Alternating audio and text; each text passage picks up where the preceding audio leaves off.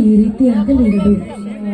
ಚಿಂತೆಯ ಭ್ರಾಂತಿಯಲ್ಲಿ ಕಾಲ ಕಳೆದ್ರೆ ಮರಳಿ ಬರುವುದಿಲ್ಲ ರುದ್ರನ ಮಗಳು.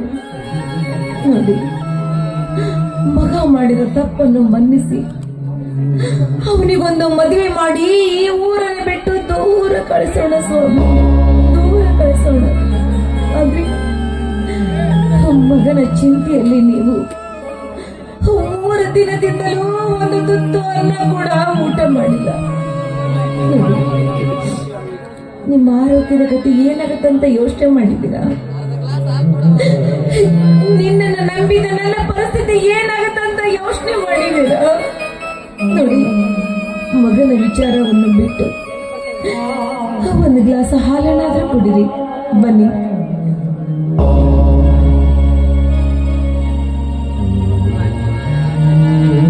ಮಾದೇವಿ, ಮಗ ಮಾಡಿದ ಮಾನಹೀನ ಕೃತಿಗೆ ನಮ್ಮ ಮನೆತನದ ಮಾನವೇ ಕುಸಿದು ಮಣ್ಣು ಪಾಲಾಗುವ ಪ್ರಸಂಗ ಬಂದಿತ್ತು ನಮ್ಮ ಪಾಲಿಗೆ. ಮಾದೇವಿ, ಪ್ರಾಣಕ್ಕಿಂತಲೂ ಹೆಚ್ಚಾಗಿ ಪ್ರೀತಿಸಿದ ಮಗನ ಪ್ರಾಣವನ್ನೇ ಕೊಟ್ಟು ಈ ಮನೆತನದ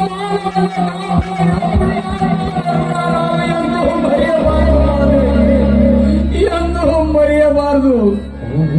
ಅದಕ್ಕಾಗಿ ನ್ಯಾಯದ ರಣಗಂಬದಲ್ಲಿ ನಿಂತು ನ್ಯಾಯವಂತವಾಗಿ ಒಂದು ನಿರ್ಧಾರವನ್ನು ತೆಗೆದುಕೊಂಡಿದ್ದೇನೆ ನನ್ನ ಮನದಲ್ಲಿ. ಸ್ವಾಮಿ, ಮಗ ಮಾಡಿದ ತಪ್ಪಿಗಾಗಿ ಯಾವ ನಿರ್ಧಾರ ತೆಗೆದುಕೊಂಡಿದ್ದೀರಾ ನಿಮ್ಮ ಮನದಲ್ಲಿ?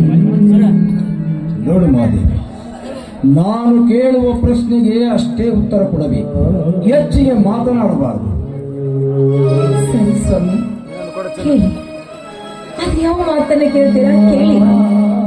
ಮಾದೇವಿ, ನಾನು ನಿನಗೆ ಏನಾಗಬೇಕು?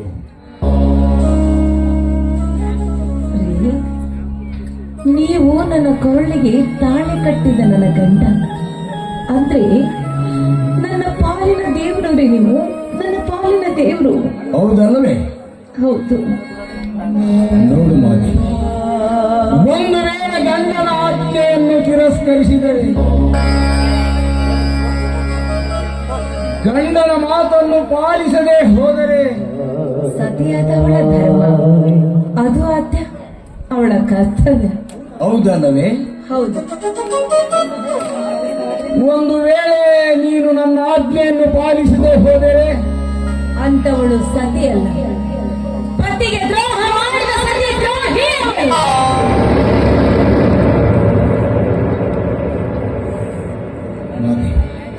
ಹಾಗಾದರೆ ನಾನು ಒಂದು ಮಾತು ಕೇಳ್ತೇನೆ. ನನ್ನ ಮಾತು ಪಾಲಿಸುತ್ತೇನೆಂದು ನನಗೆ ವಚನ ಕೊಡು. ಆಗಲಿ ಸ್ವಾಮಿ, ನಿಮ್ಮ ಮಾತಿನ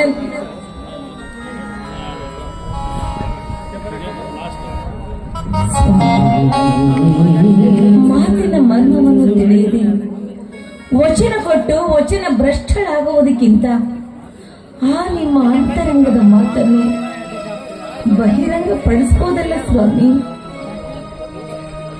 ಯಾಕೆ ಮಾದೇವಿ, ಈಗ ತಾನೇ ನೀನೇ ಹೇಳಿಯಲ್ಲ, ಸತಿಯಾದವಳು ಪತಿ ಆಜ್ಞೆಯನ್ನು ಪಾಲಿಸಬಾರದು ಎಂದು. ಇದೇ ತಾನೇ ನಿನ್ನ ನಾಲಿಗೆಯಲ್ಲ. ಯಾಕೆ ನನ್ನ ಮಾತಿನ ಅಂತರಂಗವನ್ನು ಅರಿತುಕೊಳ್ಳುವ ಅವಶ್ಯಕತೆ ನಿನಗಿಲ್ಲ. ಈಗ ನನ್ನ ಮಾತನ್ನು ನಡೆಸಿಕೊಡ್ತೀಯೋ ಇಲ್ಲವೋ ಅಷ್ಟೇ ಹೇಳು. ನೋಡಿ, ದಯವಿಟ್ಟು ನೀವು ಕೋಪ ಮಾಡ್ಕೋಬೇಡಿ. ನಿಮ್ಮ ಮಾತನ್ನು ನಾನು ನಡೆಸ್ಕೊಡ್ತೀನಿ. ನಿಮ್ಮ ಮಾತು ನಡೆಸ್ಕೊಡ್ತೀನಿ ಅಂತ ನಮ್ಮ ಹೆತ್ತವರ ಮೇಲೆ ಆಣೆ ಮಾಡಿ ಹೇಳ್ತೀನಿ. ಮಾತಂತ ಹೇಳಿ. ನೋಡು ಮಾತು, ಸತಿ ಧರ್ಮದ ಭಕ್ತಿಯಲ್ಲಿ ಪತಿ ಕುಡಿಯಲೆಂದು ತಂದಿರುವ ಈ ಹಾಲಿನ ಅವಶ್ಯಕತೆ ನನಗಿಲ್ಲ. ನೀ ತಂದ ಹಾಲು ದಿನನಿತ್ಯ ನಿನ್ನ ಮಗ 10 ಗಂಟೆಗೆ ಕುಡಿಯುವ ಮಹಾಂತೇಶ್ ಈ ಹಾಲನ್ನು ಕುಡಿಯಬೇಕು. ಆದರೆ ನೋಡು ಮಾತು, ನಿನ್ನ ಮಗ ಕುಡಿಯುವ ಈ ಹಾಲಿನಲ್ಲಿ ವಿಷವಾಗಿ ಮಾತ್ರ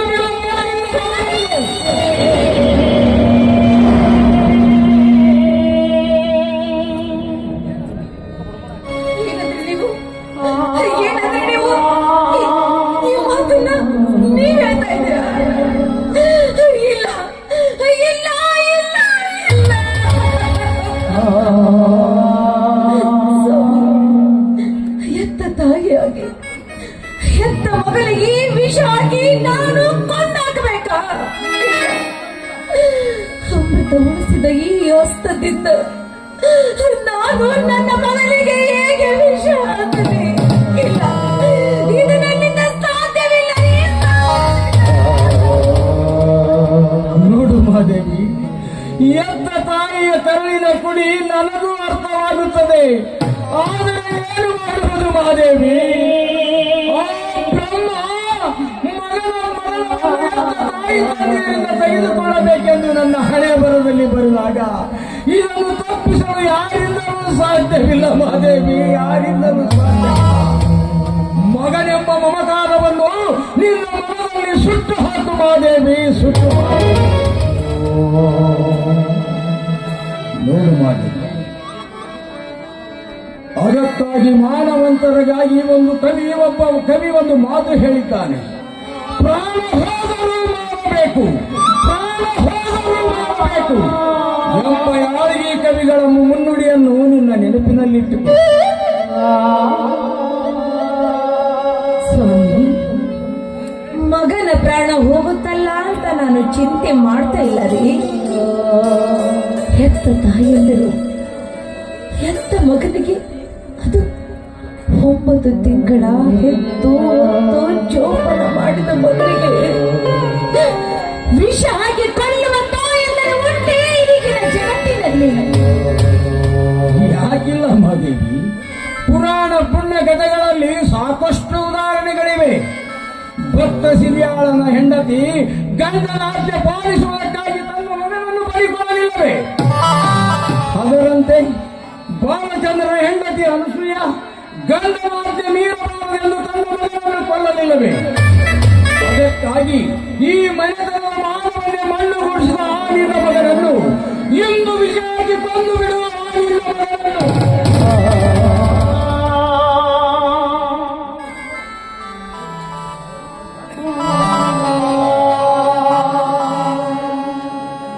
ಹೌದು ಸ್ವಾಮಿ,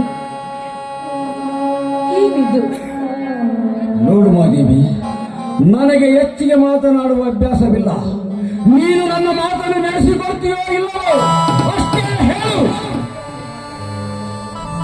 ಯಾವುದು ಸ್ವಾಮಿ ಅದು ನಿಮ್ಮ ಮಾತು?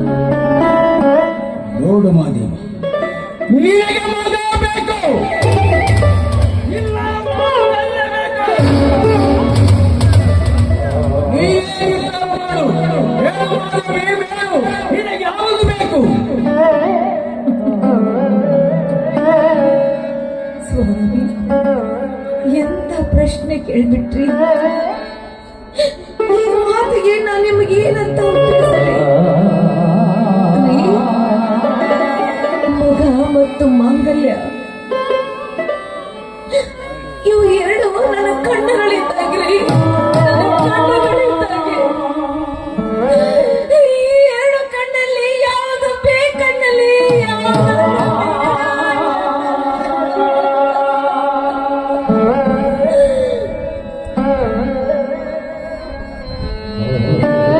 ಸ್ವಾಮಿ, ಆದ್ರೆ ಪತಿಯ ಮಾತನ್ನು ಪಾಲಿಸುವುದಕ್ಕಾಗಿ, ಸತಿ ಧರ್ಮವನ್ನು ಕಾಪಾಡುವುದಕ್ಕಾಗಿ ನಾನು ಈಗ ಹೇಳುವುದು ಒಂದೇ ಒಂದು: ಯಾವುದು? ಮಗ ಹೋದರೂ ಮಾಂಗಲ್ಯ ಬೇಕು, ಮಗ ಹೋದರೂ ಮಾಂಗಲ್ಯ ಬೇಕು, ಮಗ ಹೋದರೂ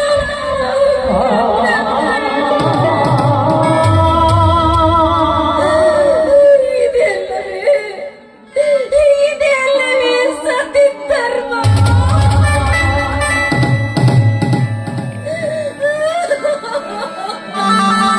ಮಹಾದೇವಿ, ಮೆಚ್ಚಿದೆ ನಿನ್ನ ಮಾತಿಗೆ. ನೀನು ನಿಜವಾದ ಹೆಣ್ಣಿನ ಸ್ಥಾನದಲ್ಲಿ ನಿಂತು ನಿಜವಾದ ಮಾತನ್ನೇ ಮಾತನಾಡಿದಿ ಮಹಾದೇವಿ, ನಿಜವಾದ ಮಾತನ್ನೇ ಮಾತನಾಡಿದಿ. ನೋಡು ಮಹಾದೇವಿ, ಈಗ ಮಹಾಂತೇಶ ಬರುವ ಸಮಯ. ದಿನಾಲು 10 ಗಂಟೆಗೆ ನಿನ್ನ ಕೈಯಿಂದ ಹಾಲು ಕುಡಿಯಬೇಕೆಂದು ಅಂಬಲ ಆವನಲ್ಲಿದೆ. ನಿನ್ನ ಕೈಯಿಂದ ಕೊಡುವ ಹಾಲಿನಲ್ಲಿ ವಿಷವನ್ನು ಕೊಟ್ಟು ಕೊಂದು ಹಾಕಿ ಬಿಡುವ.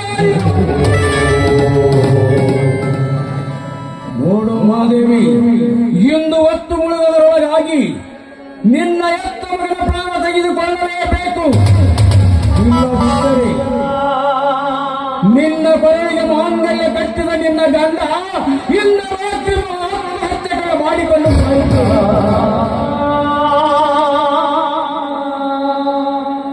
ನೋಡು ಮಾದೇವಿ, ನಿನಗೆ ಯಾವುದು ಬೇಕೋ ಅದನ್ನು ಆರಿಸು. ಮತ್ತೆ ನಮ್ಮಿಬ್ಬರನ್ನು ಉಳಿಸಿ ನೀನು ಸತ್ತರೆ ನಿನಗೆ ನನ್ನ ಆನೆಯಾಗಿದೆ. ಯಾವನ್ನು ಬಿಡಿಯಬೇಕು, ಯಾವುದನ್ನು ಕಳೆದುಕೊಳ್ಳಬೇಕು ಎನ್ನುವ ನಿರ್ಧಾರ ನೀನೇ ಮಾಡು. ನೋಡು ಮಾದೇವಿ, ನಾನು ಮರಳಿ ಬರುವಷ್ಟರಲ್ಲಿ ಈ ಮನೆಯಲ್ಲಿ ಮಗ ಇರಬಾರದು, ಮಗನ ಹೆಣ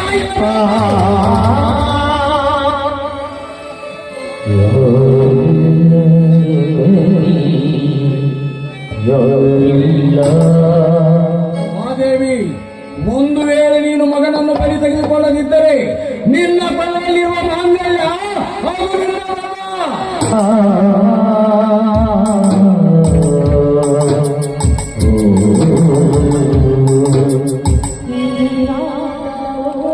ಮಾದೇವಿ,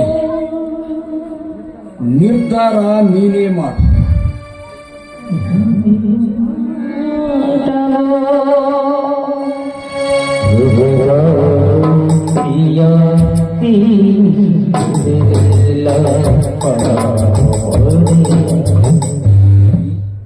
ಮನಸ್ಸು ಗಟ್ಟಿ ಧೈರ್ಯ ಮಾಡಿ ಆ ನಿನ್ನ ಮಗನನ್ನು ನಾನು ಬರೋದ್ರೊಳಗಾಗಿ ನೀನು ಬಲಿ ತೆಗೆದುಕೊಳ್ಳಲೇಬೇಕು ಮಾದೇವಿ, ಬಲಿ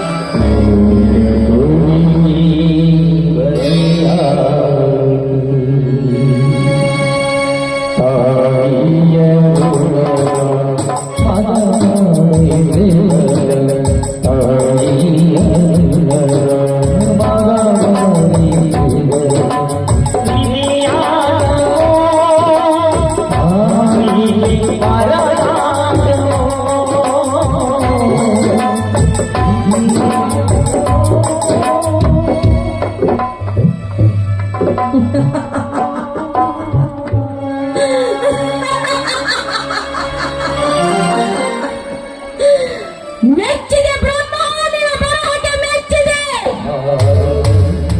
ಎಷ್ಟೊಂದು ವಿಚಿತ್ರವಾಗಿ ಬರೆದಿರುವೆ ಈ ನನ್ನ ಹಣೆ ಬರದಲ್ಲಿ. ಮೆಚ್ಚಿದೆ ಬ್ರಹ್ಮ, ನಿನ್ನ ಬರಹಕ್ಕೆ ಮೆಚ್ಚಿದೆ. ಎಷ್ಟೊಂದು ಕೆಟ್ಟದಾಗಿ ಬರೆದಿರುವೆ ಈ ನನ್ನ ಬದುಕೆಂಬ ಬಾಳಿನ ಚಿಂತೆಯನ್ನು.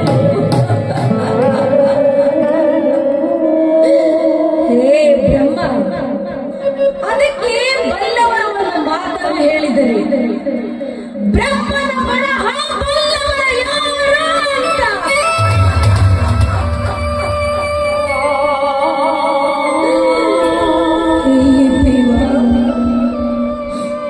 ಮಗನೆಂಬ ಸಿಂಹಾಂಸದ ಮುದ್ದೆಯನ್ನು ಮಾಡಿ ನನ್ನ ಹುಳಿಯಲ್ಲಿ ಕಟ್ಟಿದೆ.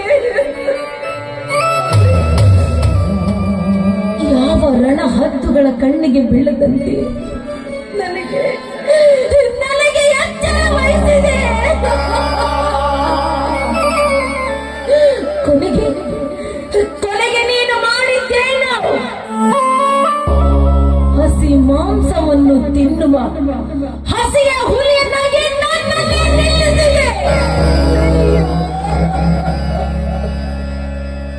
ಗೊತ್ತು, ಹಸಿ ಮಾಂಸ ತಿಂದರೆ ಬಲು ವಿಷ ಎಂಬುದು ನನಗೂ ಗೊತ್ತು. ಆದ್ರೆ ತಿನ್ನಲು ಹೋದರೆ ನರಕಕ್ಕೆ ದಾರಿಯನ್ನು ಕಟ್ಟಪ್ಪನೆ ಕಂಡಿದ್ದಾರೆ.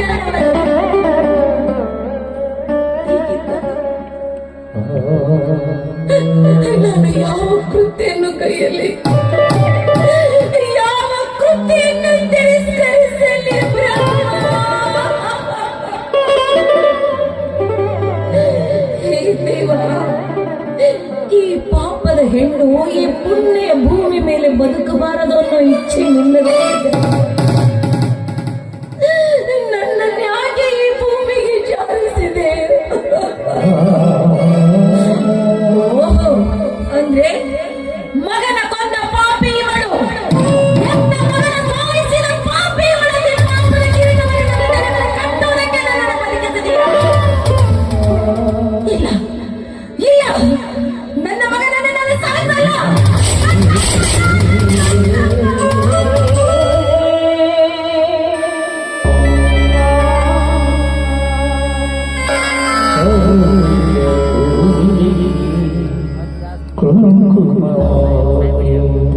ಇಲ್ಲ, ಪತಿಯ ಮಾತನ್ನು ಪಾಲಿಸುವುದಕ್ಕಾದ್ರೂ ಈ ನನ್ನ ಹೆತ್ತ ಕರಡು ಕಲ್ಲಾಗಲೇಬೇಕು.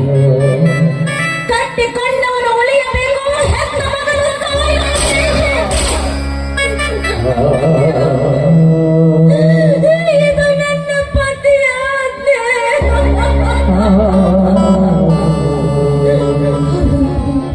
ವಿಷ ಹಾಕೋದಕ್ಕೆ ನಾನು ಸಿದ್ಧಳಾಗ್ಬೇಕು. ವಿಷ ಹಾಕೋದಕ್ಕೆ ನಾನು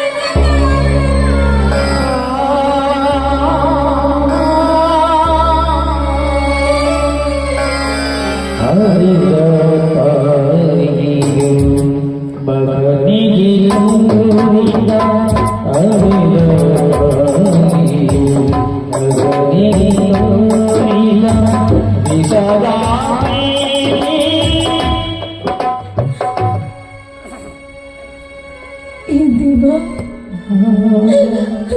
ಪತಿಯಾದ್ಯಂತೆ ನಾನೀಗ ಹಾಲಿನಲ್ಲಿ ವಿಷವನ್ನು ಬೆರೆಸಲಿದೆ. ದಿನನಿತ್ಯ ನಿನ್ನ ಪೂಜಿಸುವ ಈ ಭಕ್ತಳು ನಿನ್ನಲ್ಲಿ ಕೇಳಿಕೊಳ್ಳುವುದು ಒಂದೇ ಒಂದು ಸನ್ನೆ. ಈ ಭಕ್ತರ ಮೇಲೆ ನಿನ್ನ ಕರುಣೆ ಇರುವುದಾದ್ರೆ ನಾನು ಬೇಡುತ್ತಿರುವ ಈ ಬೇಡಿಕೆಗೆ ನಿನ್ನ ನೀಡುವ ಬಯಲಾಗಿದ್ದರೆ ಈ ವಿಷದ ಹಾಲು ಅಮೃತವಾಗಬೇಕು. ಈ ವಿಷದ ಹಾಲು ಅಮೃತವಾಗಬೇಕು. ಅಂದಾಗ ಈ ಜಗತ್ತಿನಲ್ಲಿ ದೇವರು ಇದ್ದಾನೆ ಅಂತ ನಾನು ನಂಬುತ್ತೇನೆ. ದಯವಿಟ್ಟು ನನ್ನ ಮಗನನ್ನು ಕಾಪಾಡು.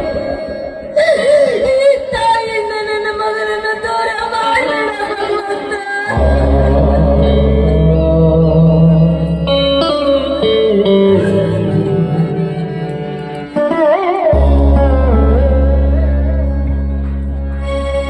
ಏನಮ್ಮ, ಮಗು ಮನೆಗೆ ಬರುವಷ್ಟರಲ್ಲಿ ಹಾಲಿನ ಗ್ಲಾಸ್ನಲ್ಲಿ ಹಿಡಿದುಕೊಂಡು ನಿಂತಿರುವೆಯಲ್ಲಮ್ಮ. ಎಷ್ಟಮ್ಮ ಈ ನಿನ್ನ ಮಗನ ಮೇಲೆ ಪ್ರೀತಿ ವಾತ್ಸಲ್ಯ. ನಿನ್ನಂತ ತಾಯಿಯನ್ನು ಪಡೆಯಬೇಕಾದರೆ ನಿನ್ನ ಹೊಟ್ಟೆಯಲ್ಲಿ ಹುಟ್ಟುವ ಮಕ್ಕಳು ಪುಣ್ಯ ಪಡೆದಿರಬೇಕಮ್ಮ. ಎಷ್ಟೋ ತಾಯಂದಿರನ್ನು ನಾನು ನೋಡಿದ್ದೀನಿ, ಆದರೆ ನಿನ್ನಂತಹ ಎತ್ತ ತಾಯಿಯನ್ನು ನಾನು ಎಲ್ಲಿಯೂ ಕಂಡಿಲ್ಲಮ್ಮ, ಎಲ್ಲಿಯೂ ಕಂಡಿಲ್ಲ. ನಿಜ ಮಾಂತೇಶ, ಮಮತೆ, ವಾತ್ಸಲ್ಯ, ಪ್ರೀತಿ ನೀಡುವಂತ ಎಷ್ಟೋ ತಾಯಂದಿರನ್ನ ನೀನು ಕಂಡಿರ್ಬೋದು. ಆದ್ರೆ ಮಗನ ಮೇಲೆ ಮಮಕಾರ ಹೆಚ್ಚಾಗಿ ಇಂಥ ಹಾಲು ಕುಡಿಸುವ ತಾಯಿನ ನೀನು ಎಲ್ಲಿ ಕಂಡಿರ್ಲಿಕ್ಕಿಲ್ಲಪ್ಪ. ನೀನು ಎಲ್ಲಿ ಕಂಡಿರ್ಲಿಕ್ಕಿಲ್ಲ. ನನ್ನ ಹೊಟ್ಟೆಯಲ್ಲಿ ಬಂದ ಸತ್ವ ಪರೀಕ್ಷೆಗೆ ನನ್ನ ಹೊಟ್ಟೆಯಲ್ಲಿ ಹುಟ್ಟಿದ್ದು ನಿನ್ನ ಪುಣ್ಯವು. ನಿನ್ನಂತ ಮಗನಿಗೆ ಜನ್ಮ ಕೊಟ್ಟಿದ್ದು ನನ್ನ ಪುಣ್ಯವು. ಗೊತ್ತಿಲ್ಲ. ಎಲ್ಲ ಶಿವನಿಚ್ಛೆ, ಎಲ್ಲ ಶಿವನಿಚ್ಛೆ.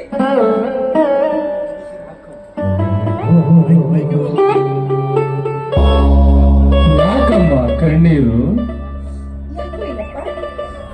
ಮಗನಿಗೆ ಹಾಲು ಕೊಡಿಸುವ ಸಂತೋಷಕ್ಕಾಗಿ ಕಣ್ಣೀರು. ಹೌದು, ಸಂತೋಷಕ್ಕಾಗಿ ಯಾವತ್ತೂ ಕಣ್ಣೀರು ಹಾಕಬಾರದಮ್ಮ. ಹೋಗ್ಲಿ ಬಿಡಪ್ಪ, ನೋಡ ಮೊದಲಿಗೆ ಹಾಲು ಕೊಡಿ. ಅಮ್ಮ, ಇವತ್ತು ನನ್ನ ಹುಟ್ಟು ಹಬ್ಬ. ಬಹುಶಃ ನೀವಿಬ್ಬರು ಯಾವುದೋ ವಿಷಯದಲ್ಲಿ ನನ್ನ ಹುಟ್ಟುಹಬ್ಬ ಆಚರಿಸುವುದನ್ನು ಮರೆತಿದ್ದೀರಿ. ನನ್ನ ಹುಟ್ಟುಹಬ್ಬದ ದಿವಸ ಹೆತ್ತ ತಾಯಿಯ ಕೈಯಿಂದ ಹಾಲು ಕುಡಿಯುವ ಮುನ್ನ ನಿನ್ನತ್ರ ಒಂದು ಮಾತು ಕೇಳೋದಿದೆ ತಾಯಿ, ಮಾತು. ಆ ಮಾತಿಗೆ ನೀನು ಉತ್ತರ ಕೊಡಬೇಕಮ್ಮ, ಉತ್ತರ ಕೊಡಬೇಕು. ಆಮೇಲೆ ನಾ ಈ ಹಾಲು ಕುಡಿ. ತಾರಮ್ಮ ಹಾಲು.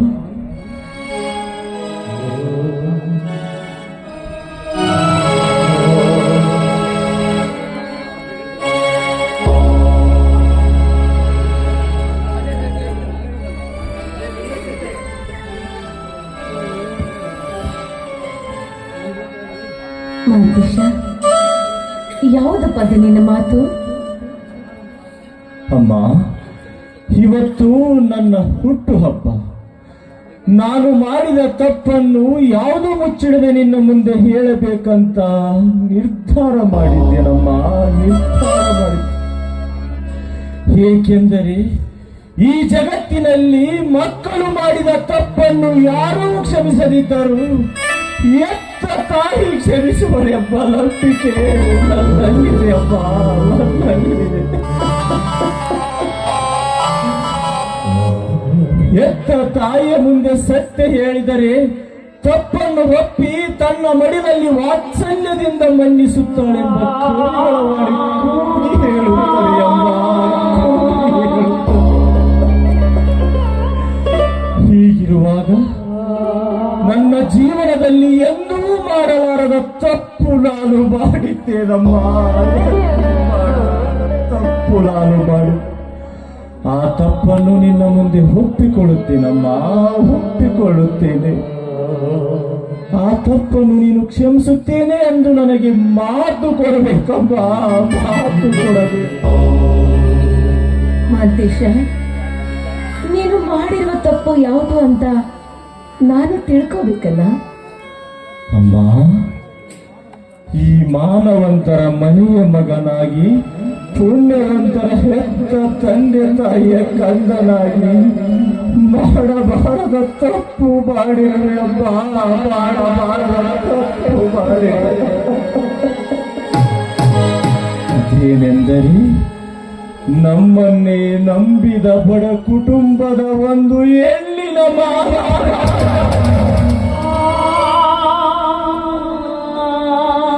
ಮಾನಭಂಗದ ನಾನು ಮಾಡಿದ ತಪ್ಪಿಗೆ ಆ ಹೆಣ್ಣು ಆತ್ಮಹತ್ಯೆ ಮಾಡಿಕೊಂಡು ಸಹೋದರಪ್ಪ.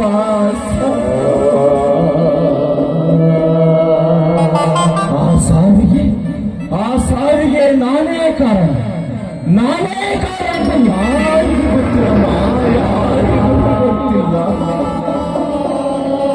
ಆ ತಪ್ಪನ್ನು ನಿನ್ನ ಮುಂದೆ ಒಪ್ಪಿಕೊಳ್ತಾ ಇದ್ದೀನಮ್ಮ, ಒಪ್ಪಿಕೊಳ್ತಾ ಇದ್ದೀನಿ.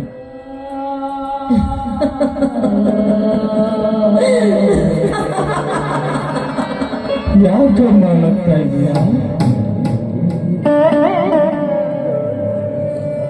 ಬೆಕ್ಕು ಕಣ್ಣು ಮುಚ್ಕೊಂಡು ಹಾಲು ಕುಡಿದ್ರೆ ಪ್ರಪಂಚ ನೋಡಿಲ್ಲ ಅಂತ ಅನ್ಕೊಂಡಿದ್ದಂತೆ. ಅಂದರೆ ಈ ವಿಷಯ ಮೊದಲೇ ಗೊತ್ತೇ ಇಲ್ಲ. ನನಗೆ ಗೊತ್ತಿಲ್ಲ, ಈಗ ನೀನೇ ಹೇಳಿದೆಲ್ಲ, ನಿನ್ನಿಂದ ತಿಳ್ಕೊಂಡೆ. ಹೌದೇ? ನೋಡಮ್ಮ, ನಿನ್ನ ಪಾದ ಮುಟ್ಟಿ ಹೇಳ್ತೀನಮ್ಮ, ಇಂತಹ ತಪ್ಪು ಮತ್ತೆ ನಾನೆಂದೂ ಮಾಡಲಾರೆ ತಾಯಿ. ನನಗೆ ಹೆಂಡತಿಯಾಗಿ ಬರುವ ಹೆಣ್ಣನ್ನು ಬಿಟ್ಟು ಈ ಜಗತ್ತಿನಲ್ಲಿ ಎಲ್ಲ ಹೆಣ್ಣು ಮಕ್ಕಳನ್ನು ನನ್ನ ಹೆತ್ತ ತಾಯಿಯಂತೆ ಕಾಣುತ್ತೇನಪ್ಪ, ಹೆತ್ತ ತಾಯಿಯಂತೆ. ಆದರೆ ಇನ್ನು ಯಾವ ಹೆಣ್ಣನ್ನೂ ಕಣ್ಣೆತ್ತಿ ನೋಡಲಾರೆ ತಾಯಿ, ಕಣ್ಣೆತ್ತಿ ನೋಡಲ್ಲ. ಈ ಒಂದು ಮಾತನ್ನು ತಪ್ಪನ್ನು ನೀನು ಕ್ಷಮಿಸಲೇಬೇಕಮ್ಮ, ಕ್ಷಮಿಸಲೇಬೇಕು. ಅಮ್ಮ, ನಿನ್ನ ಬಾಯಿಂದ ಈ ಮಗನೇ, ಈ ತಪ್ಪನ್ನು ನಾನು ಕ್ಷಮಿಸಿದ್ದೇನೆ. ಇವತ್ತಿನಿಂದ ನನ್ನ ಮಗನಾಗಿ ಬದುಕು, ನನ್ನ ಆಶೀರ್ವಾದ ಇದೆ ಅಂತ ನನ್ನ ಮಸ್ತಕದ ಮೇಲೆ ನಿನ್ನ ಅಮೃತ ಹಸ್ತವಿಟ್ಟು ಆಶೀರ್ವಾದ ಹೇಳಬೇಕಪ್ಪ. ಅಂದಾಗ ಮಾತ್ರ ಇವತ್ತು ನಾ ಈ ಹಾಲು ಕುಡಿದೆ ತಾಯಿ. ಅಮ್ಮ, ಬರೇ ನೀನು ಹಾಲು ಕುಡಿಸುವುದಷ್ಟೇ ಅಲ್ಲ, ವಿಷ ಕೊಟ್ಟು ಕುಡಿತೀನೋ.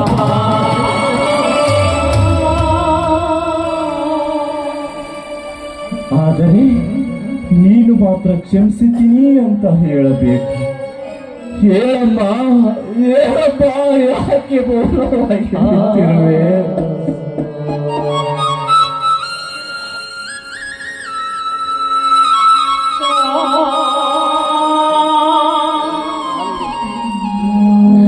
ಏನಂತ ಆಶೀರ್ವಾದ ಮಾಡ್ಲಿ ಮಾಂತೇಶ? ಏನಂತ ಆಶೀರ್ವಾದ ಮಾಡ್ಲಿ? ದೈವ ದೂರಾದರೆ ದೇವರ ಬಂದು ಕಾಪಾಡಲಾರ. ನಿನ್ನ ಪಾಲಿಗೆ ನಾನೀಗ ದೇವರಾಗಿ ನಿಂತರೂ ಉಳಿದುಕೊಳ್ಳೋ ಭಾಗ್ಯ ನೀನು ಪಡೆದುಕೊಳ್ಳ. ಹೀಗಿದ್ದಾಗ ನಾನು ನಿನಗೆ ಏನಂತ ಆಶೀರ್ವಾದ ಮಾಡ್ಲು? ಏನಂತ ಆಶೀರ್ವಾದ ಮಾಡ್ಲು?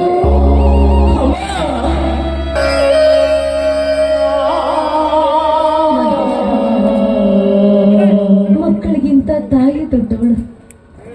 ದೊಡ್ಡವರ ಮಾತನ್ನು ಪಾಲಿಸಬೇಕಾಗಿದ್ದು ಸಣ್ಣವರ ಕರ್ತವ್ಯ ಅಲ್ವೇ? ಮೊದಲ ನೀನು ಹಾಲು ಕುಡಿ, ಆಮೇಲೆ ನೀನು ಎಷ್ಟು ಆಶೀರ್ವಾದ ಮಾಡುತ್ತೀಯ, ಎಷ್ಟು ಆಶೀರ್ವಾದ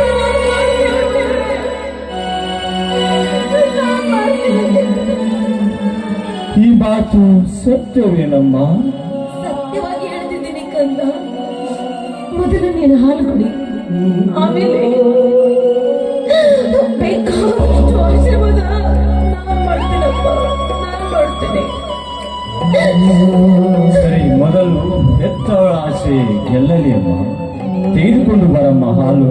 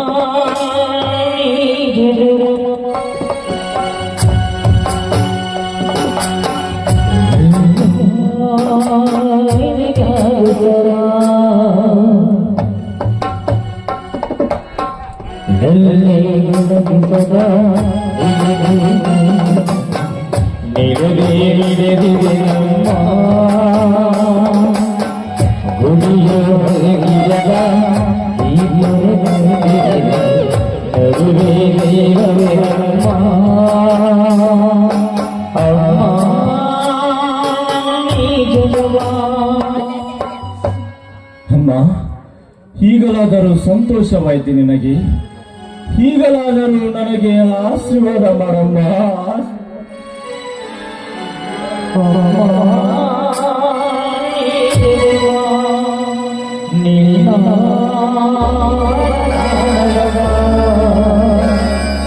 ನಿನಗೇನಂತ ಆಶೀರ್ವಾದ ಮಾಡ್ಲಿ ಮಾಂತೇಶ? ನಿನಗೇನಂತ ಆಶೀರ್ವಾದ ಮಾಡ್ಲಿ? ನಿನ್ನ ಪಾಲಿಗೆ ಆಶೀರ್ವಾದ ಮಾಡುವ ತಾಯಿ ನಾನಾಗಲಿಲ್ಲ. ನಿನ್ನ ಪ್ರಾಣವನ್ನು ತೆಗೆದುಕೊಳ್ಳುವಂತ ನಿನ್ನ ಪಾಲಿನ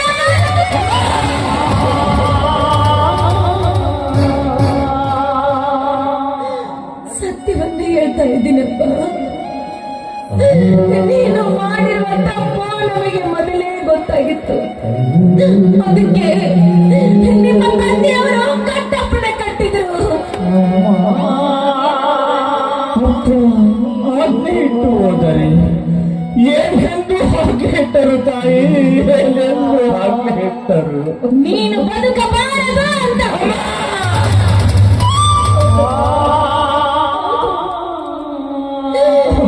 ನೀನು ಕುಡಿದಿರುವುದು ಹಾಲಲ್ಲಪ್ಪ,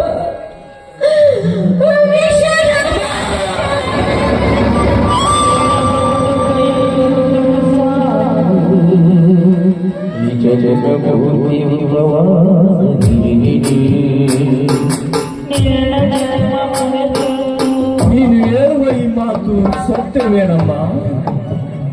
ಸತ್ಯವನ್ನೇ ಹೇಳ್ತಾ ಇದ್ದೀನಿ ಮಾಂತೇಶ. ನಿನ್ನ ಪಾಲಿಗೆ ಹೆತ್ತವಳ ಹಾಲು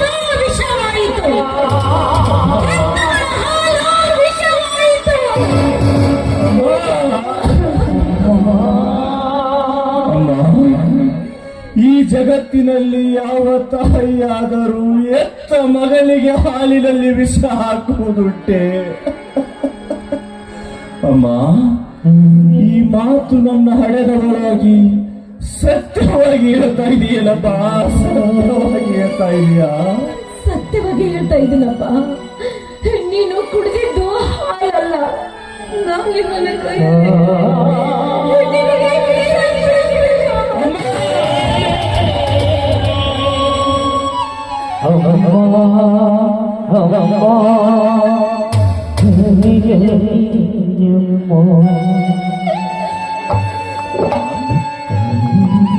ಹೆತ್ತ ತಾಯಿ ಕೈಯಿಂದ ವಿಷ ಕುಡಿದು ಸಾಯುವುದು ನನ್ನ ಹಣೆ ಬರಹದಲ್ಲಿ ಬರೆದಿದ್ದರೆ ನಿನ್ನನ್ನೇಕೆ ಹೊಣೆ ಮಾಡಲಿ ತಾಯಿ, ನಿನ್ನನ್ನೇಕೆ ಹೊಣೆ ಮಾಡಲಿ? ಅಮ್ಮ, ನ್ಯಾಯಕ್ಕಾಗಿ ಮಗನನ್ನೇ ಬಲಿ ಕೊಟ್ಟ ನಿಮ್ಮಂತ ಶ್ರೇಷ್ಠ ತಂದೆ ತಾಯಿಯ ಹೊಟ್ಟೆಯಲ್ಲಿ ಇನ್ನು ಮೇಲೆ ಆ ಭಗವಂತನಲ್ಲಿ ಬೇಡಿಕೊಳ್ಳುವೆ ತಾಯಿ, ಭಗವಂತನಲ್ಲಿ ಬೇಡಿಕೊಳ್ಳುವೆ. ಅಮ್ಮ, ಅಮ್ಮ, ಯಾಕೋ ಸಂಕಟವಾಗುತ್ತದೆ ಅಮ್ಮ, ಸಂಕಟವಾಗುತ್ತದೆ. ಅಮ್ಮ ಅಮ್ಮ ನಿನ್ನ ಪ್ರೇಮಗೆ ಅಮ್ಮ ಅಮ್ಮ ನಿನ್ನ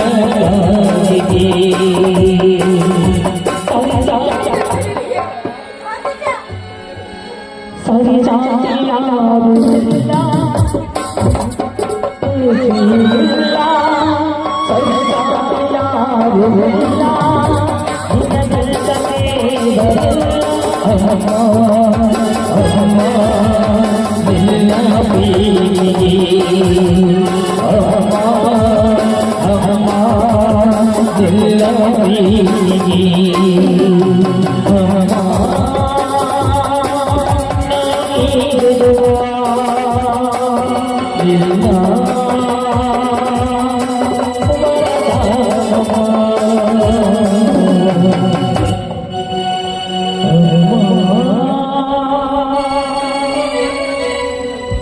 ಹೇ ಭಗವಂತ,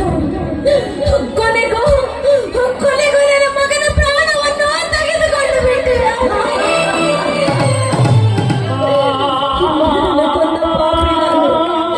ಈ ಭೂಮಿ ಮೇಲೆ ನಾನು ಹೇಗೆ ಬದುಕಲಿ? ಇಲ್ಲ, ನಾನು ಬದುಕಬಾರ್ದು.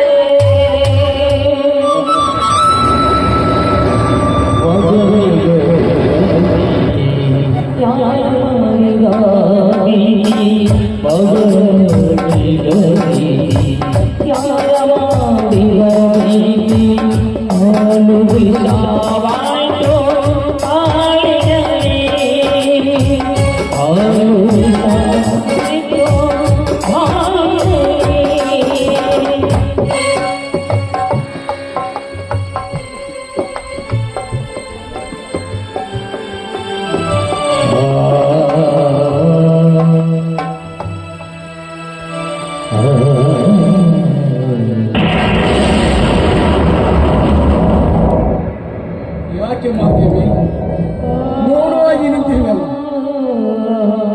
ಮಾತನಾಡು ಮಹಾದೇವಿ, ಮಾತನಾಡು.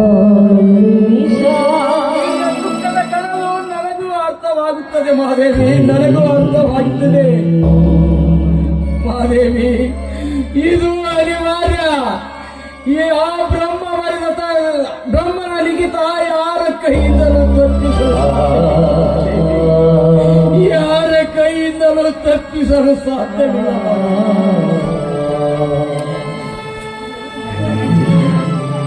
ಇಂದು ಈ ನಿನ್ನ ಮಗ ಸತ್ತಿಲ್ಲ ಮಹಾದೇವಿ.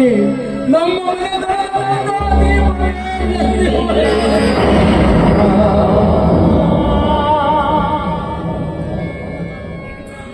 ಮಹಾದೇವಿ, ನನ್ನ ಮಗನ ಸಾವಿಗೆ ಈ ಮನೆ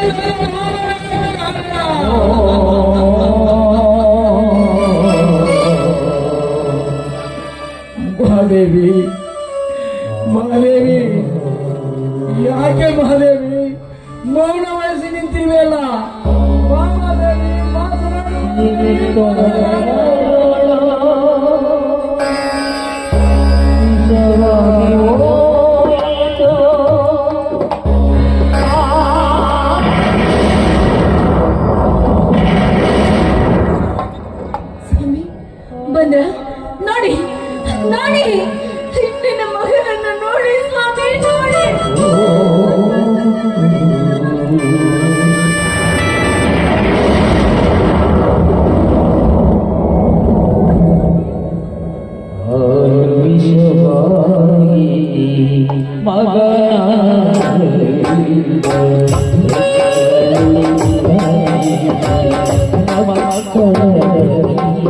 ಮಹಾದೇವಿ, ಮಾತು ಮುಂದುವರಿಸಬೇಡ. ಈ ರೀತಿ ನನ್ನ ಮಗ ಸಾವನ್ನಪ್ಪಿತ್ತು ಈ ಊರಿನ ಜನರಿಗೆ ಗೊತ್ತಾದರೆ ನಮ್ಮ ಮನೆತನದ ಮಾನ ಹೋಗುತ್ತದೆ. ಅದಕ್ಕಾಗಿ ಬೇಗ ಹಣದ ಶವ ಸಂಸ್ಕಾರ ಮಾಡಬೇಕು. ನೀನು ಇಲ್ಲೇ ಇರು, ನಾನು ಹೋಗಿ ಬರುತ್ತೇನೆ. ನಿಂತ್ಕೊಳ್ಳಿ. ಏಕೆ ಮಹಾದೇವಿ? ನೋಡಿ, ಇವತ್ತು ಕೈ ಮುಗಿದು ತಲೆಬಾಗಿ ನಿಮ್ಮ ಪಾದಗಳಿಗೆ ನಮಸ್ಕಾರ ಮಾಡಬೇಕು ಅಂತ ಅನಿಸ್ತಾ ಇದೆ. ನನಗೆ ಆಶೀರ್ವಾದ ಮಾಡ್ತಿರಲ್ಲ, ನನಗೆ ಆಶೀರ್ವಾದ ಮಾಡ್ತೀರ ಸ್ವಾಮಿ. ಯಾಕೆ ಮಹಾದೇವಿ ಏನೇನೋ ಮಾತನಾಡುತ್ತಿರುವಲ್ಲ?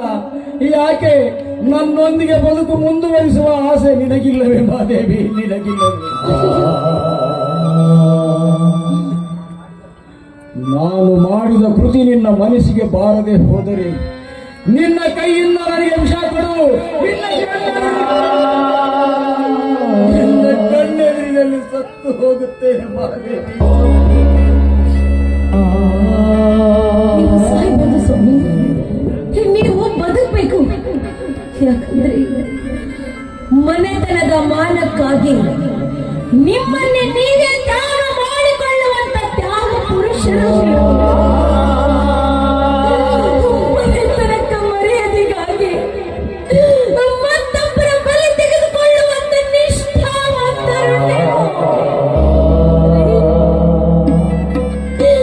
ಈ ನಮ್ಮ ದೈವ ದುರಂತದಲ್ಲಿ ಈ ಸನ್ನಿವೇಶ ನಡೆಯಬಾರ್ದಾಗಿತ್ತು, ನಡೆದೇ ಹೋಯ್ತು. ಇನ್ನೊಂದ್ರೆ ಹೆತ್ತ ಮಗನಿಗೆ ವಿಷ ಆಗ್ಬೇಕಾದ್ರೆ ಈ ನನ್ನ ಕರಳು ಎಷ್ಟು ಸೊಟ್ಟ ಪಟ್ಟಂತ ನಿಮಗೆ ಗೊತ್ತಾ? ಅದಕ್ಕೆ ಮಗನಿಗೆ ವಿಷ ಕೂಡಿಸಿ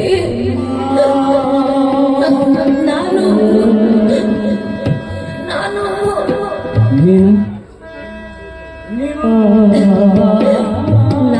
ವಿಷ ಕುಡಿದು ಬಿಟ್ಟೆ ಸ್ವಾಮಿ.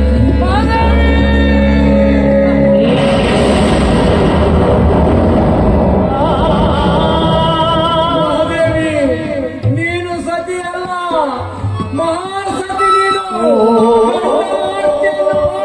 ಮಹಾಸತಿ ನೀನು, ಮಹಾಸತಿ ನೀನು.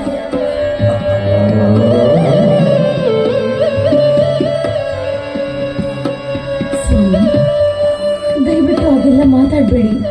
ನೋಡಿ, ನಿಮ್ಮಂತ ಗುಣವಂತ ಗಂಡನನ್ನು ನಾನು ಪಡೆದಿದ್ದೀನಲ್ಲ, ನಾನು ಪುಣ್ಯವಂತಳ್ರಿ, ನಾನು ಪುಣ್ಯವಂತಳು. ನೋಡಿ, ಮತ್ತೊಂದು ಜನ್ಮ ಅಂತಿದ್ರೆ ಮತ್ತೆ ನಾನು ನಿಮ್ಮ ಸತಿನಾಗಿ ಹುಟ್ಟು ಬರಬೇಕು. ಮತ್ತೊಂದು ಜನ್ಮ ಅಂತಿದ್ರೆ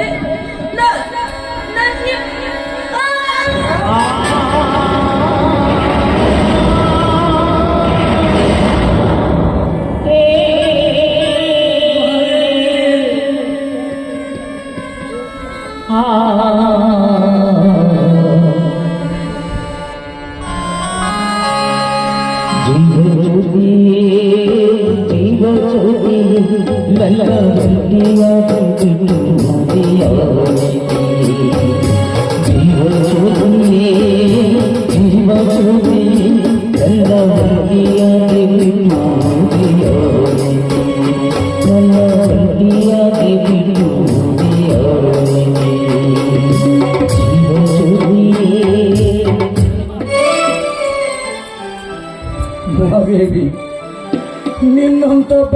ನಿನ್ನಂತ ಸತಿಯನ್ನು ಪಡೆಯಬೇಕಾದರೆ ನಾನು ಎಷ್ಟು ಜನ್ಮದ ಋಣವನ್ನು ತೀರಿಸಬೇಕು? ನಿನ್ನ ಋಣವನ್ನು ನನಗಾಗಿ ನಿನ್ನ ಪ್ರಾಣವನ್ನೇ ಬಲಿ ಕೊಟ್ಟೆಯಲ್ಲ ಮಹಾದೇವಿ.